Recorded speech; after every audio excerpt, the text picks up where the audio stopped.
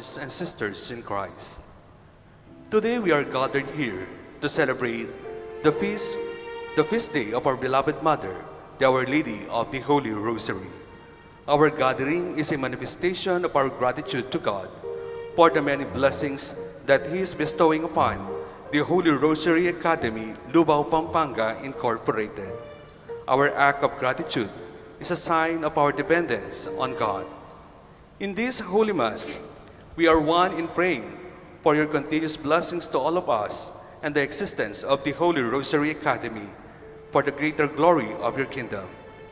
As a sign of our gratitude for this gift and privilege, we offer all these people with heartfelt gratitude in this Eucharistic celebration.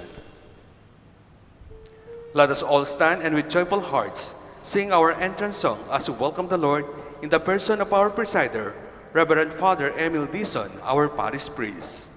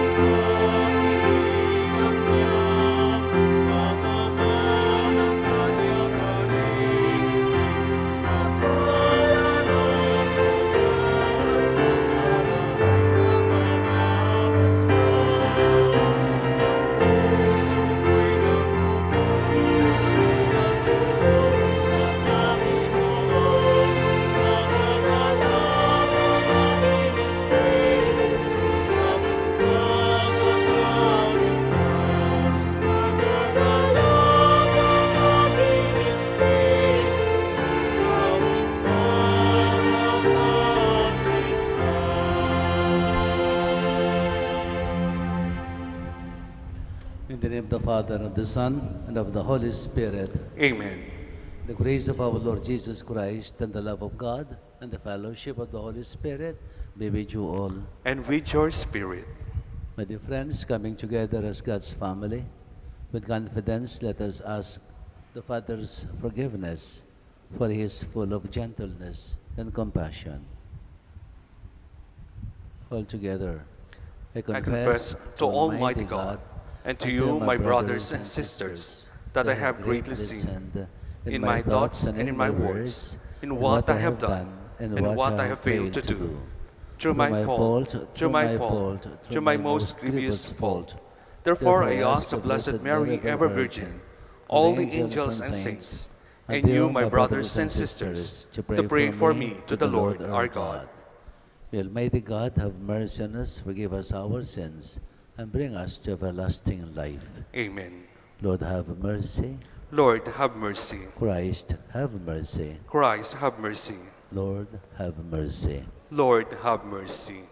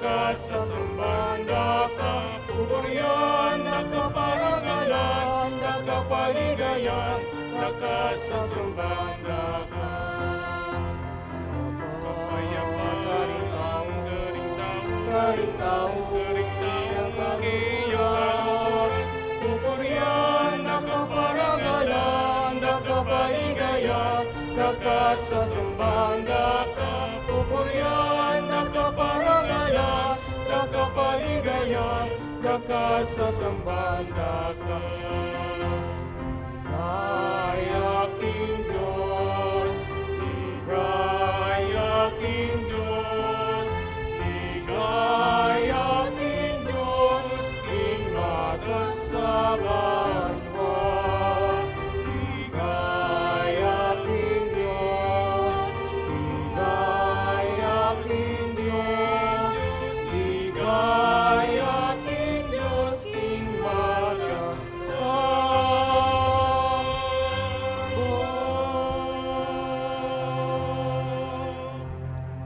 Let us pray. Almighty, ever-living God, increase our faith, hope, and charity, and make us love what you command, so that we may merit what you promise. Through our Lord Jesus Christ, your Son, who lives and reigns with you in the unity of the Holy Spirit, one God, forever and ever. Amen. Please be seated and listen to the word of God.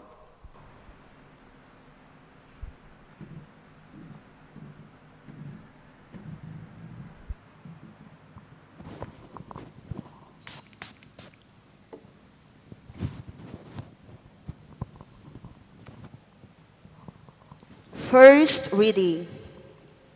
A reading from the book of the prophet Isaiah. The people who walk in darkness have seen a great light. Upon those who dwell in the land of gloom, a light has shone. You have brought them abundant joy and great rejoicing, as they rejoice before you as at the harvest. As men make merry when dividing spoils. For the yoke that burdened them, the pole of their shoulder, and the rod of their taskmaster you have smashed, as on the day of Midian. For every boot that tramp in battle, every cloth in blood, will be burned as fuel for flames. For a child is born to us, a son is given us, upon his shoulder dominion rests. They name him Wonder Counselor, God Hero, Father forever, Prince of Peace. His dominion is vast and forever peaceful. From David's throne and over his kingdom, which he confirms and sustains by judgment and justice, both now and forever. The zeal of the Lord of hosts will do this. The word of the Lord. Thanks be to God.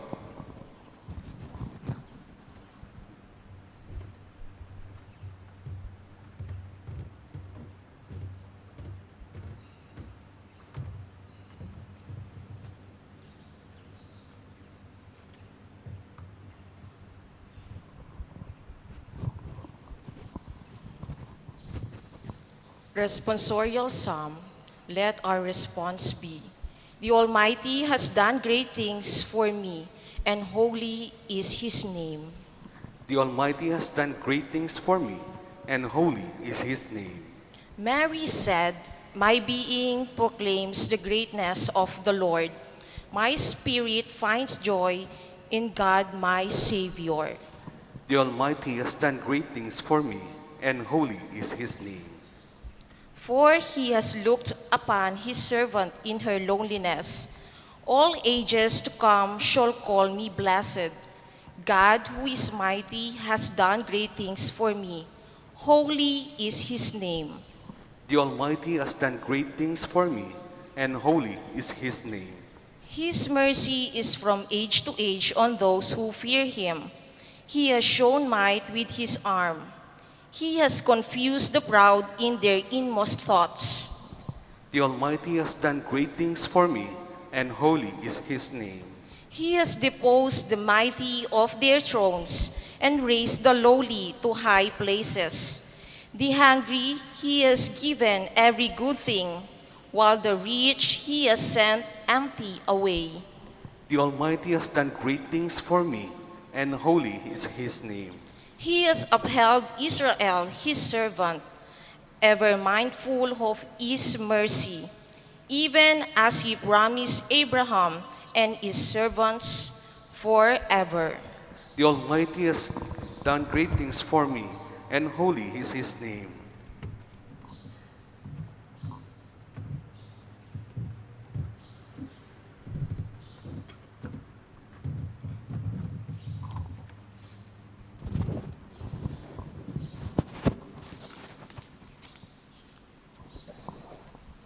A reading from the letter of St. Paul to the Galatians. When the designated time had come, God sent forth his Son, born of a woman, born under the law, to deliver from the law those who were subjected to it, so that we might receive our status as adopted sons. The proof that you are sons is the fact that God has sent forth into our hearts the Spirit of his Son, which cries out, Abba, Father.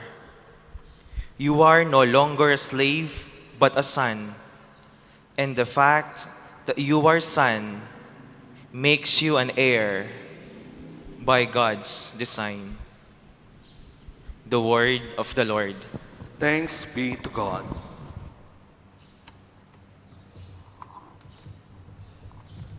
Let us all stand to honor the Holy Gospel.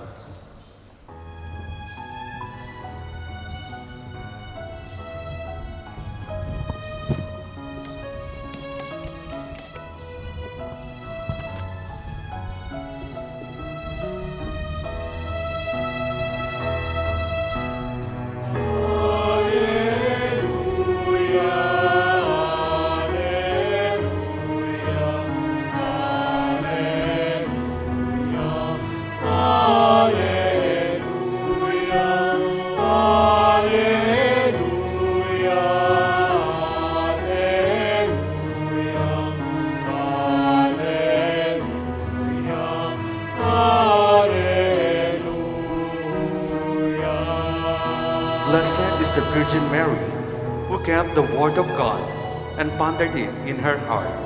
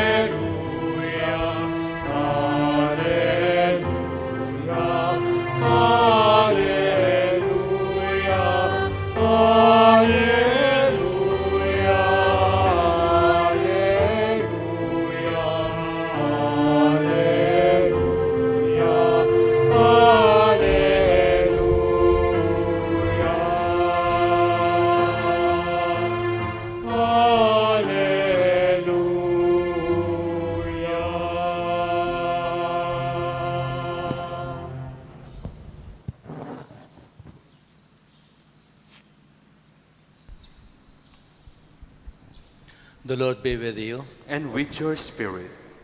A proclamation from the Holy Gospel according to Luke. Glory to you, O Lord.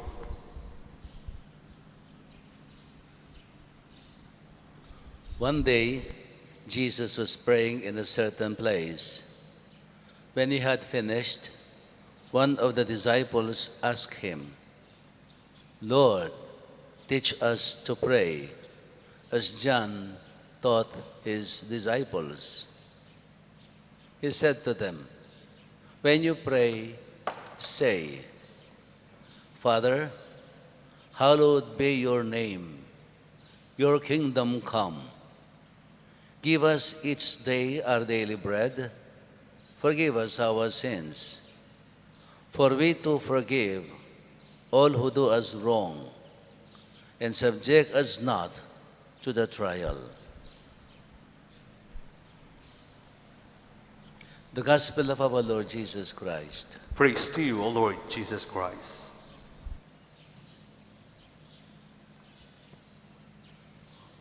If you follow the Gospels for the day, starting last Monday, if you remember, if you had the live stream Mass then, the Gospel was about the Good Samaritan, the Good Samaritan. The Samaritan who took care of the victim of the bandits. If you were that Samaritan, do you think you will do it just like that? You will risk your life, no? And your money, of course. No? He took care of the victim of the bandits, and that is not a simple challenge. It is very risky. For instance, the uh, the priest, the high priest, and the Levites were not able to do it because of fear of being spoiled, no, being spoiled in their religious activities, because dead persons are considered unclean. They are spiritually unclean, and you cannot touch them. The moment you touch them, you will be defiled also. So you cannot perform your function as official leader in the religious activities at the temple. At the same time, there is also a danger because during that time it was already a common practice by these bandits, no? They will pretend to be lying by the road, and when you stop and care for them, it is hold up. Noon pa yun, ganun na, no? That was very risky. Do you think, if you were in the place of the Samaritan, do you think you will also do the same, just like that? What am I trying to say? How come this Samaritan was able to do it? To take the risk. Muna, gagastos siya. He spent a lot of money for that. And at the same time, he risked his life. He risked his life. Why? Sabi sa parable, because he is a good Samaritan. When you say something about goodness, there is always a relation with God. So this man is a man of God. This man is a man of God. He loves God. And because of that great love of his God, he was able to do such good things, even to the point of risking his life. Then the next day, Tuesday, it was about Mary and Martha. Mary and the story of Mary and Martha. When Mary chose to listen to Jesus rather than do the household chores of, in the kitchen, no? Sabi ni Martha, you tell my sister to stop listening to you and go to the kitchen and help me. And Jesus said, Martha, Martha, you are too busy with so many things. Only one thing is necessary. And the thing has been chosen by Mary. It cannot be taken away from her. So, anong ibig sabihin nun? No? Before we can do great things, just as the Good Samaritan was able to do, there is an importance of being related to Jesus. No? It is a question of knowing God, knowing the Lord, no? Loving the Lord in order to serve the Lord. You have to know the Lord so that you will love that Lord, and then you will be able to serve that Lord. You cannot serve anybody with so much sincerity without this foundation of love.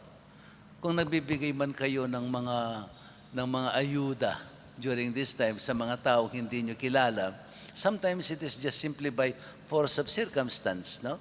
Kasi kailangan kayong magbigay, something like. But yung feeling of talagang giving, loving, no, wala. There is no personal touch kapag nagbibigay kayo ng just like that. Although we do not, of course, devalue that kind of action.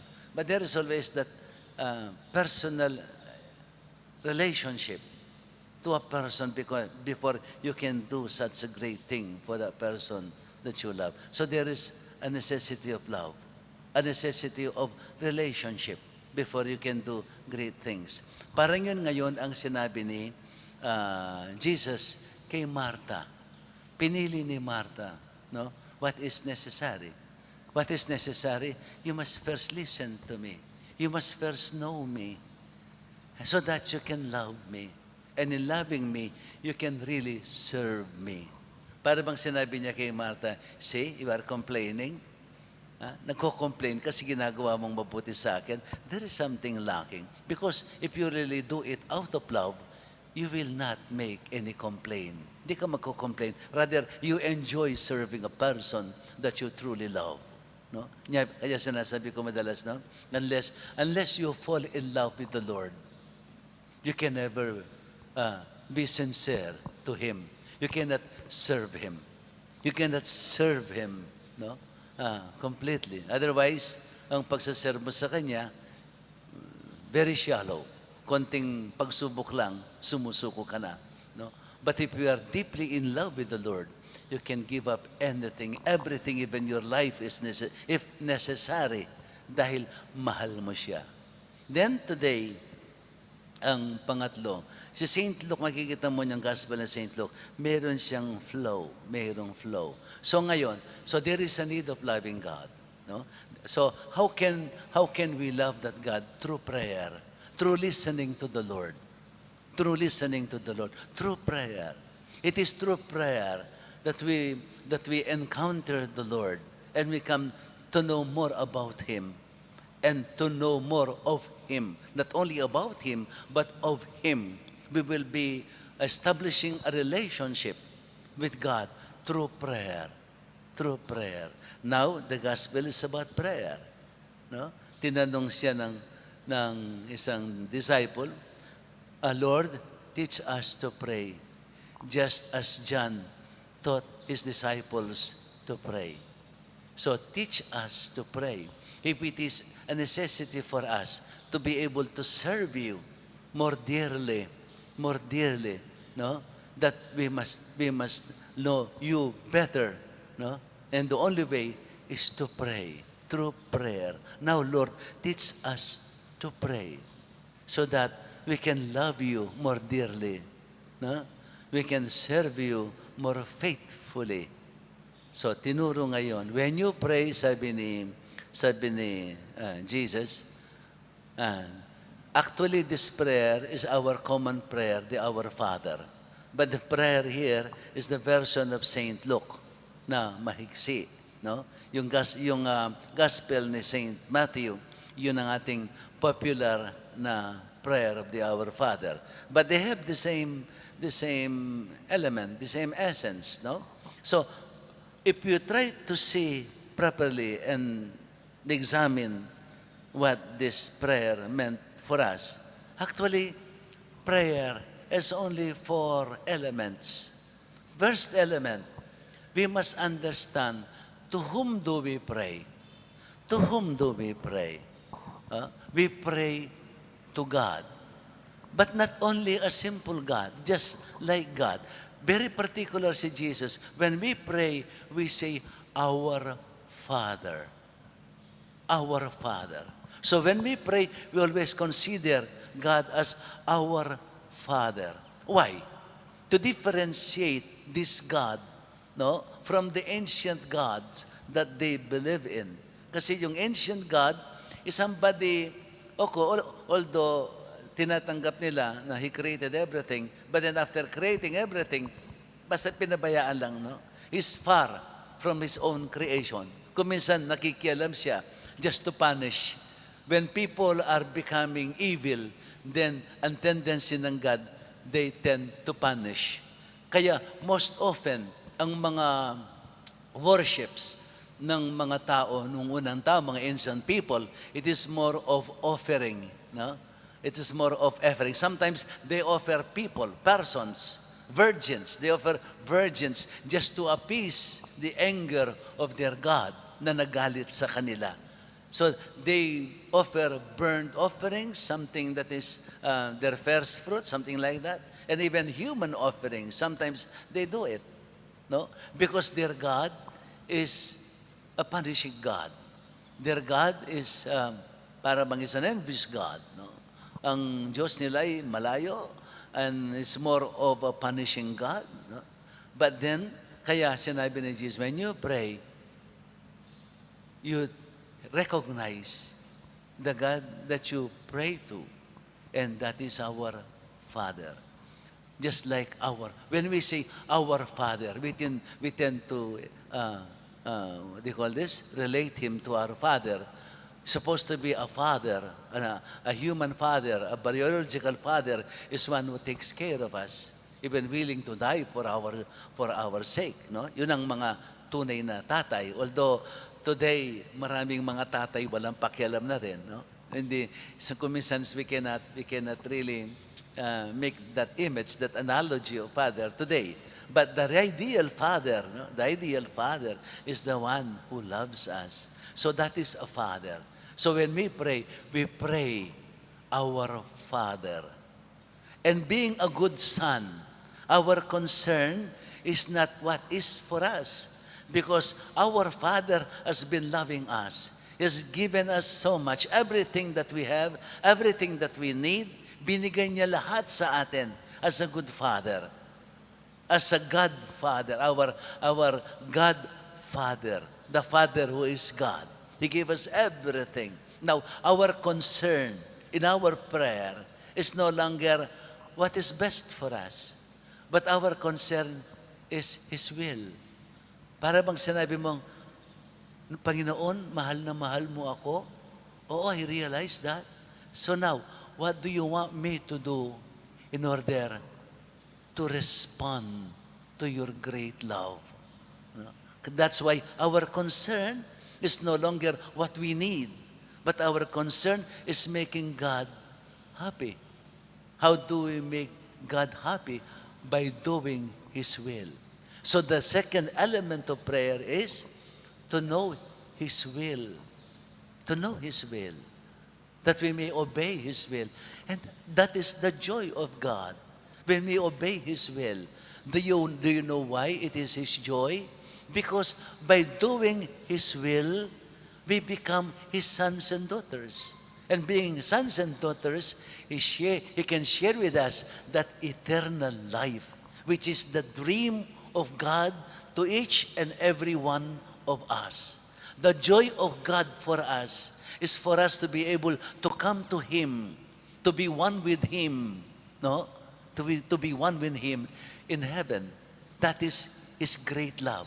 Na sana lahat tayo ay mapunta sa Kanya na walang kahit isa man ang mawawala. That is His great joy. That's why when we follow His will, when we obey His will, God is very happy for us. And then the third element, the will of God is not that simple. Sometimes it is really very hard to follow. So we ask the grace, the strength, the inspiration to guide us, to help us in doing His will. Naintindihan pa ba ninyo? Can you follow? Can you follow? Hindi pa kayo naantok? Hindi pa naman. So yung una, to recognize, to whom do we pray? Our Father. Our God as our Father. Second, being a good son, a good daughter, so we are more concerned of His will. No? We have to know His will, no? By opening so many ways, no? Reading the Bible, giving time during the day. Sabi ko nga, even just 15 minutes of silent moment, and then communicating ourselves with God, simply recognizing His kindness, His love. Sometimes when we pray, we don't even have to say anything. Just simply enjoying His presence. Just simply trying to feel and understand, no? His presence among us, His loving presence. That is already prayer, and that will make us strengthen in our relationship with Him, no? And then thirdly, to give us the strength to obey His will. And fourthly, that if we fail to follow Him, let us ask for His mercy and forgiveness. Let us always recognize ourselves, our being human. Lord, I am just human. You know that. You know better than I do. I commit mistakes. Sometimes I ignore You. Sometimes I disobey You. Sometimes I give more importance to the things that I want more than You. this is an expression, a manifestation of my humanity. So forgive my sinfulness, forgive my weaknesses. When we fail to follow the will of God, so we pray for forgiveness, for mercy. These are the four elements of prayer. And it so happened today, we celebrate the feast of the Holy Rosary. Do you know that this Rosary is the first formal prayer of the common tao? The first formal prayer of the common tao. It was taught by the monks during those days. You know, if you are reading history books, no, the period of the barbarians, no, these barbarians do not live a peaceful life. They do not live in a community. They just keep on vandalizing people, or on extortion, or pangungulimbat ng ginagawa nila. Kung anong makuha nila, yun ang kabuhayan nila. They do not settle. But then there came a time, these barbarians, these vandals, they decided by force of circumstance, then when they were defeated, no, in a war, so they started to settle down. And who taught them to settle down? They are the monks. It was the period of monasticism during those days. So not only guiding them to live in a community, teaching them how to cultivate lands, no, and to plant, for them to survive. Kasi hindi marunong magtanim ang mga ito, during those days. So it was, and the monks, remember, because they live in a community by themselves, in their monasteries, they provide their own needs. So they plant, they do different things for a community. So it was the monks who taught these barbarians to live in a community, in a common life. And what they taught them is to pray. No? Kasi naririnig nila, usually, ang mga monks, they chant their songs, no? They chant their prayers, they chant their prayers, no? The book of Psalms, no? Yung madalas na. So they listened to them. And they had that feeling of being one with them in their prayer. So they started using beads, no? For this, every Psalms that they pray, they use beads until it developed into becoming a rosary. And from there becoming a rosary, it was the breviary. It was the breviary of the poor people, the common people, no? The common people. It was their breviary. And in fact, it became even their Bible. It was their Bible. Kasi mga tao noon hindi marunong magdasal, hindi marunong magbasa, no? They only listen, no, to these monks in their prayers, no? So ang mga mysteries ng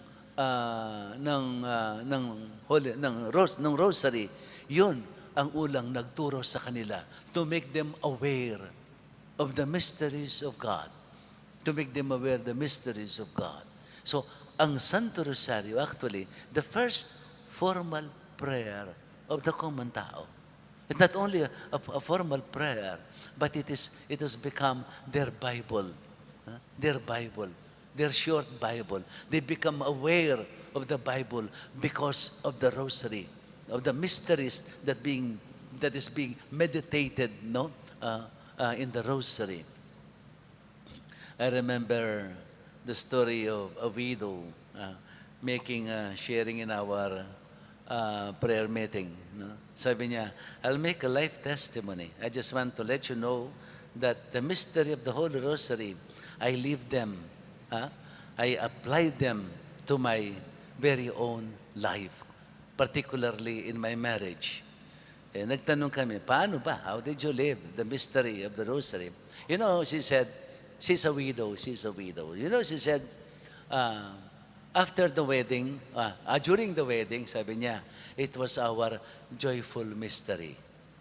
When we started living together, it was our sorrowful mystery. When my husband died, it was a glorious mystery. I don't know kung ganun din sa inyo. No? I don't know, ganun din sa inyo. Yun ang kasi during those days, tatlo pa lang ang mysteries. No? So this is the the rosary that we are praying. No? The rosary that we are praying is the first formal prayer, particularly among the common tao. Kasi they do not know how to read. No? They do not know how to read. They have no education during those days. They only follow the psalms of the monks by beads and beads, until it developed into a rosary. And this rosary has many miracles that has happened in our life, particularly in our history. We know them, no? Especially in Spain, no? Kung ilan beses nilang nailigtas sa giyera, something like that. No? So, ito ang Santo Rosario. Ito ang prayer book ng mga common tao na ating dinarasal. This is the way that their faith develops through the Rosary. To the Rosary. Kaya napakahalaga, no? Ang Santo Rosario na ating dinarasal. Although, because of the influence of Protestantism, no? Na degrade, na depopularize. Pero hindi sila nagtagumpay na i-depopularize nila. Still, the common tao, when you ask people to pray, they pray the rosary. Automatic yan. I still remember nung yung eruption of the Pinatubo. The eruption of the Pinatubo. I had a friend who were converted to born again. Naging born again ng family because of one of the members of the family became, so she was able to influence them all. But according to them, during the eruption of the Mount Pinatubo, do you know, they all knelt down and started praying the rosary. They started praying the rosary. No? Hindi sila naging aware doon. Nakalimutan nila. Ang naalala nila ay magdasal. And that very moment, the only prayer they know how to pray is the rosary. Is the rosary. Nabigla sila. And then, they started thinking it over kung mananatili pa sila sa kanilang pagiging born again. And I think most of them started going back because of that experience. Na alam nila, na-feel nila na ang Santo Rosario ay bahagi ng buhay nila. They just cannot simply throw it away. They cannot simply throw it away. It is a part of their life sa kanilang pagkatao bilang isang Katoliko. Bilang isang Katoliko. So this is the importance of prayer. Important. We cannot take away the value of prayer in our life.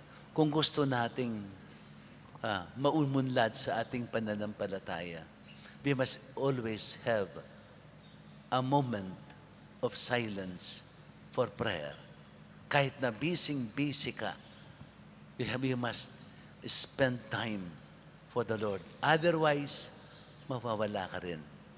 Mawawala ka. Mawawala ka sa Panginoon. You will feel that after some time. And when it takes its toll, that is the worst. Kapag nawala sa iyo ang Panginoon, then you will be, what do you call this? Marami kang mararanasan na frustration sa buhay mo.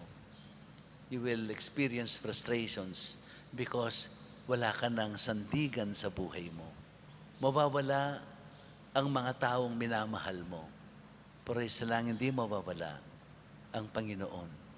Kapag winala mo siya, ikaw na mismo ang nagtulak sa Kanya na mawala siya sa buhay mo, then you have nothing. If you lose a business partner, you can still find many. If you lose a friend, you can still find many.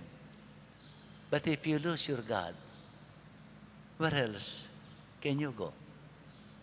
Where else can you go? And it is only prayer that can maintain that relationship with God. So let us keep on praying to our Father. Amen.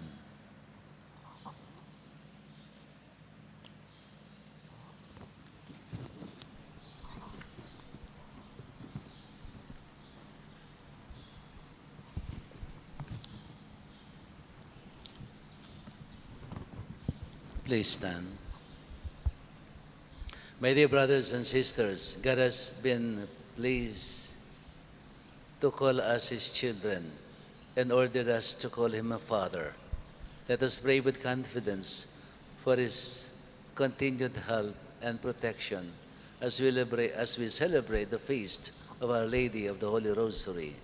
Let our response be, Lord, be in the midst of our Holy Rosary family. Lord, be in the midst of our Holy Rosary family.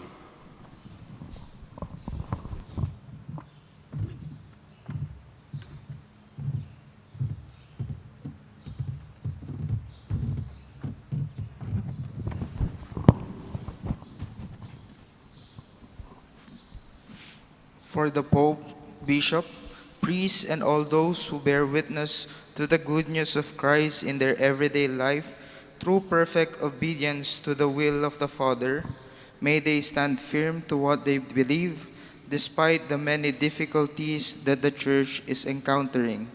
Let us pray to the Lord. Lord, be in the midst of our Holy Rosary family. For the leaders of our country, may they open their eyes to the different injustices that are happening because of unequal distribution of wealth and power. May they also be given the wisdom to see the truth and hear the cry of the oppressed. Let us pray to the Lord. Lord, be in the midst of our Holy Rosary family. For our Academy, may we be true to our mission of co-creating with our students a quality education, experience, and environment that promote Christ-centered values, professional competence, leadership, and social responsibility. Let us pray to the Lord. Lord, be in the midst of our Holy Rosary family.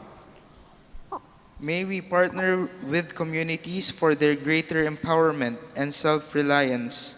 May we provide opportunities for alternative and lifelong learning and lead in the preservation and promotion of local history and culture, as well as play an advocacy role in the contemporary issues. Let us pray to the Lord. Lord, be in the midst of our Holy Rosary family. Aware of our roles and contributions to the Academy, may we take pride in our work and our commitment to serve. May the faculty and staff be distinguished by professional competence, innovative methodologies as role models. Let us pray to the Lord. Lord, be in the midst of our Holy Rosary family.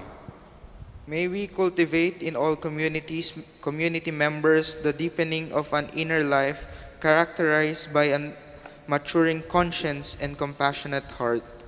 May we nurture relationship with one another towards transforming our academic community into a Christ-centered family. Let us pray to the Lord. Lord, be in the midst of our Holy Rosary family. Loving Father, your love for us is exemplified through the community we build in your name. As we grow in communion with each other, raise us to the dignity of your children and help us fulfill our mission of developing whole persons that will serve your people, all for your greater honor and glory. Amen.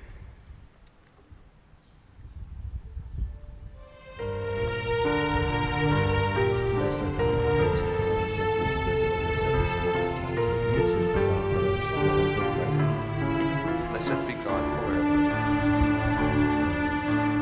Blessed are you, Lord God of all creation.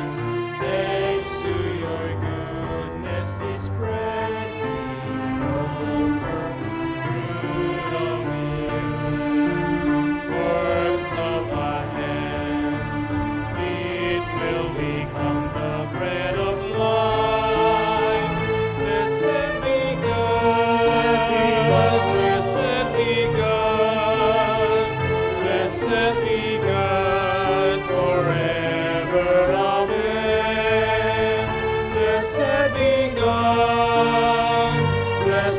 be God, blessed be God forever. Amen. Blessed are you, Lord God of all creation. Thanks to your goodness, this wine we offer, fruit of the earth, works of our hands. It will become the cup of joy. Blessed be God, blessed be God, blessed be God forever. Amen. Blessed be God, blessed be God, blessed be God forever. Amen. Blessed are you, Lord God of all creation. Thanks to your goodness, this bread we offer, fruit of the earth, works of our hands. It will become the bread of life. Blessed be God, blessed be God, blessed be God forever. Amen. Blessed be God, blessed be God, blessed be God forever. Amen.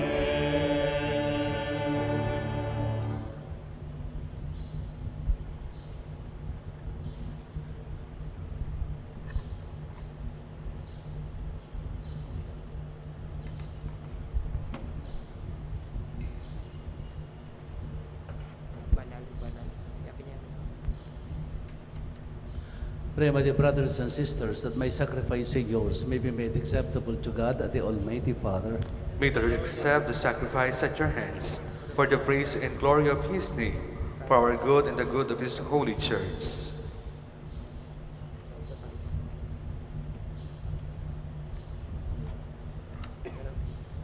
Let us pray.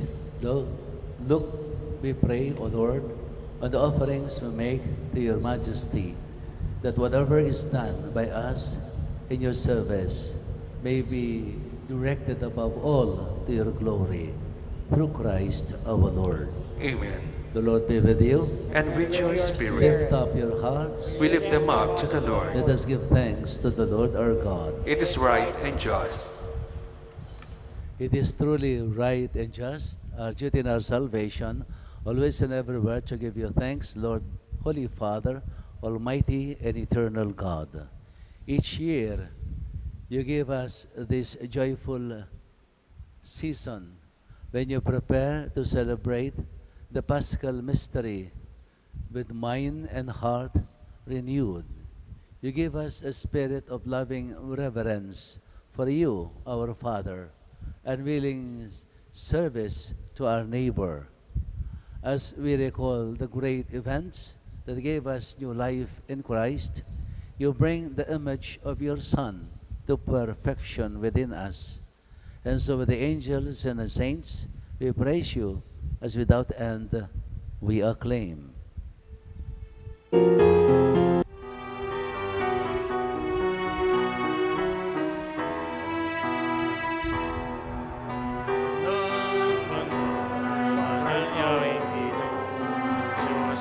Mayupaya, mitmuig banmo, ating Ama, ikek ang ligaya.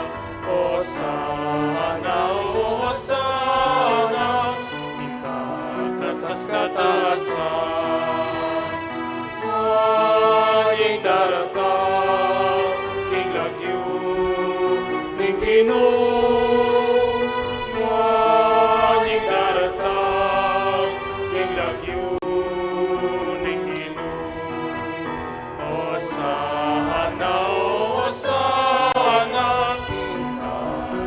Katasan, kanyang daratang, king lagyu.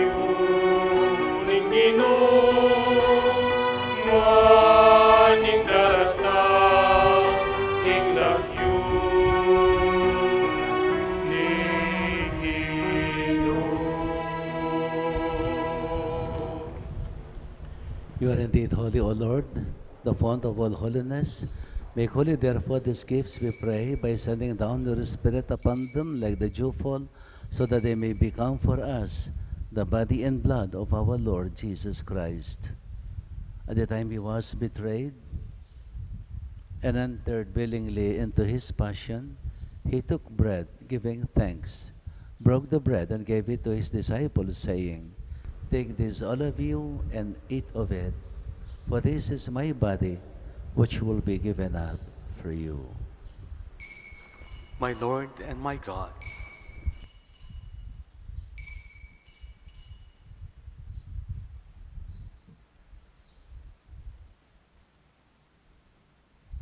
In a similar way, when supper was ended, he took the chalice, once more giving thanks, gave it to his disciples, saying, "Take this, all of you, and drink from it. For this is the chalice of my blood, the blood of the new and eternal covenant, which will be poured out for you and for all men, for the forgiveness of sins. Do this in memory of me." blood of Christ, sanctify us.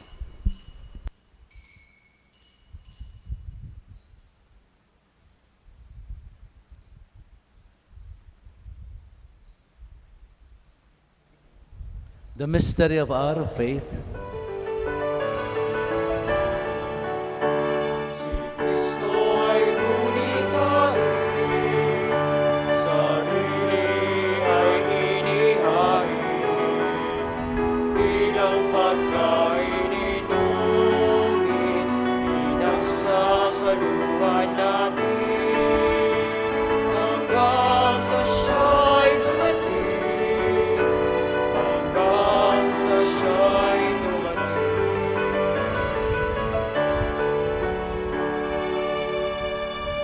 Therefore, as we celebrate the memorial of his death and resurrection, we offer you, Lord, the bread of life and the chalice of salvation, giving thanks that you have held us worthy to be in your presence and minister to you. Humbly we pray that, partaking of the body and blood of Christ, we may be gathered into one by the Holy Spirit. Remember, Lord, your church spread throughout the world, and bring her to the fullness of charity, together with Francis our Pope, Florentino Archbishop, and all the clergy. Remember also our brothers and sisters who have fallen asleep in the hope of the resurrection, and all who have died in your mercy. Welcome them into the light of your face. Have mercy on us all, we pray, that with the Blessed Virgin Mary, ever Mother of God, with the Blessed Joseph, her spouse, with the blessed apostles, Saint Augustine, our patron saints, and all the saints who have pleased you throughout the ages, we may merit to be co-heirs to eternal life, and may praise and glorify you through your Son, Jesus Christ. Through him, with him, and in him, O God, Almighty Father, in the unity of the Holy Spirit, all glory and honor is yours, forever and ever.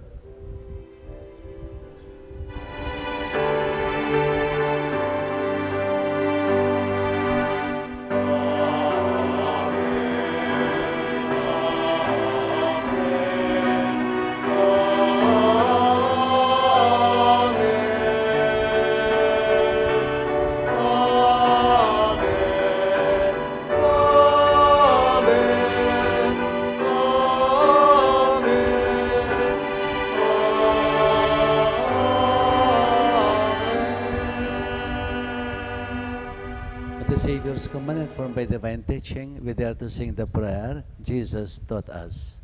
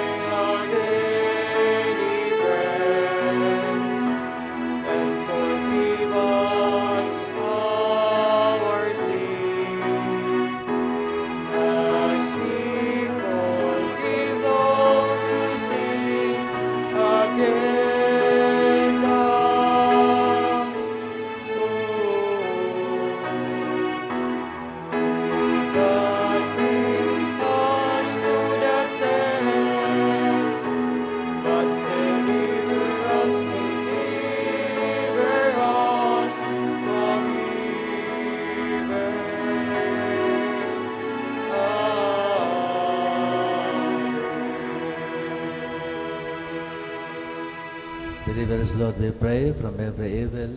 Graciously grant peace in our days, that by the help of your mercy we may be always free from sin and saved from all distress, as we await the blessed hope and the coming of our Savior, Jesus Christ. For the kingdom, the power, and the glory are yours, now and forever.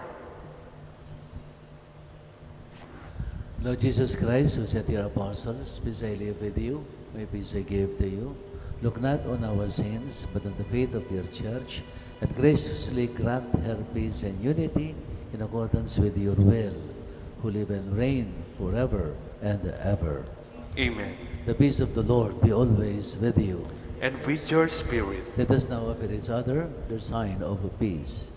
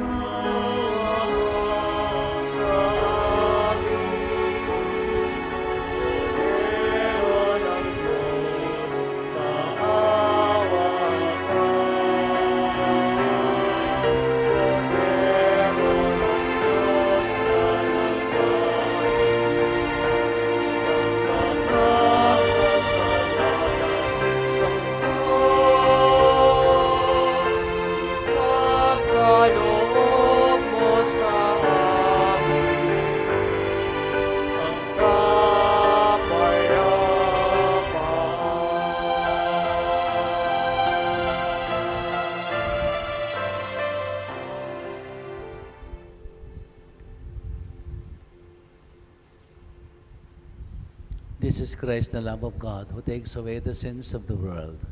Happy are we who are to receive him in the holy banquet. Lord, I am not worthy that you should enter under my roof, but only say the word, and my soul shall be healed.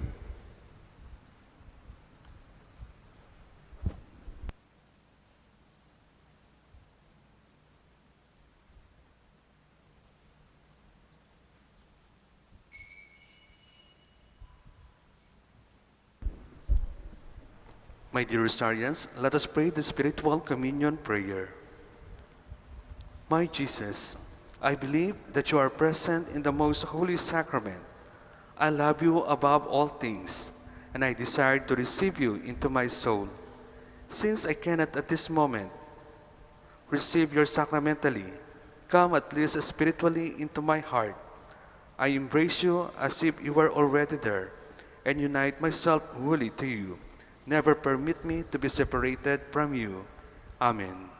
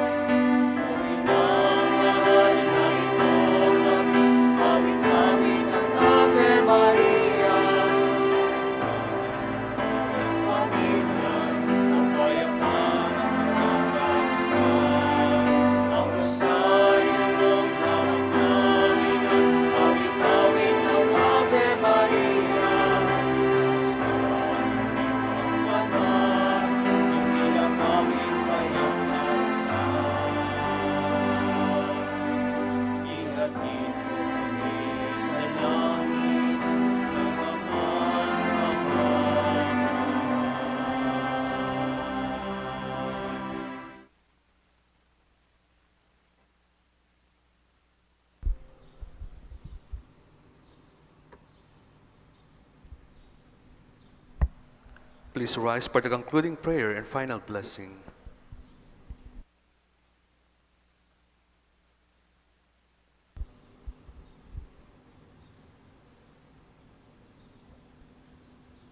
Let us pray.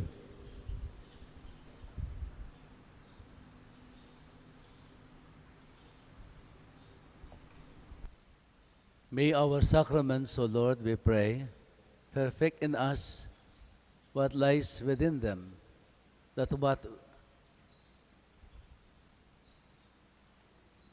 we know how to celebrate in signs, we may one day possess in truth, through Christ our Lord. Amen. The Lord be with you. And with your spirit. May the Almighty God bless you all, the Father, the Son, and the Holy Spirit. Amen. Go in peace. Let us keep on praying to the Lord, especially the prayer of the Holy Rosary, to strengthen our relationship with Him. Thanks be to God.